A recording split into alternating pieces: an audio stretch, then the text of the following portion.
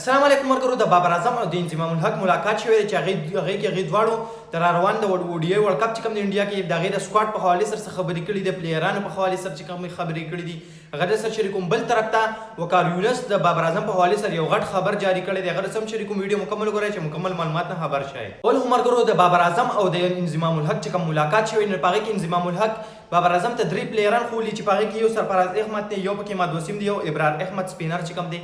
هغه دا ویلي چې د دې دریو کلاړیانو په ورلد کپ سکواډ کې خامخا ضرورت د ټیم ته.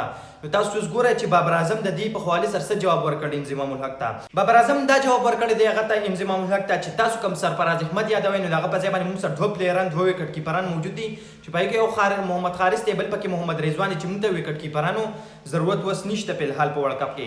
بلې چې عماد وسیم ورته خولې نو بابر اعظم دا جواب ورکړی. تاسو د دې جواب ته ګورئ که نه چې هغه دا ویلي دي انضمام الحق ته چې دغه چې کوم دی عماد وسیم د 3 کاله مسلسل ون ډے کرکټ د سره په سترګو لیدلی نه دی پاکستان ټیم کې، نو د ده موږ ته ضرورت نشته ځکه چې د په ځای باندې موږ سره محمد نواز موجود دی.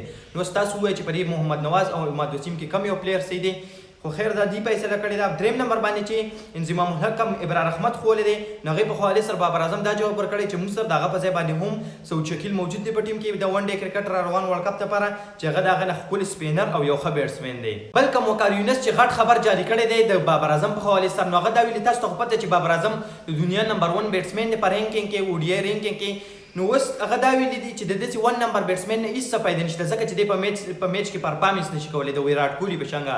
دلته تاسو ګورئ د ویراټ کوهلي مشابهت یې ول ورکړی دی، خو دې نه ګوري چې ویراټ کوهلي تېر 3 کالونو یو سینچري نه راوالي. دغه شانتې په هر یو پلیر باندې راځي. نو تاسو ووایئ په کمنټ کې ضرور ووایئ چې د وقار یونس دا صحیح خبره کړې ده که داسې ګپ شپ یې لګولی دی. نو نن لپاره دونه معلومات کړو، میلاویږو په یو نوي ویډیو کې په نوي ټاپک باندې. لوی الله په امان.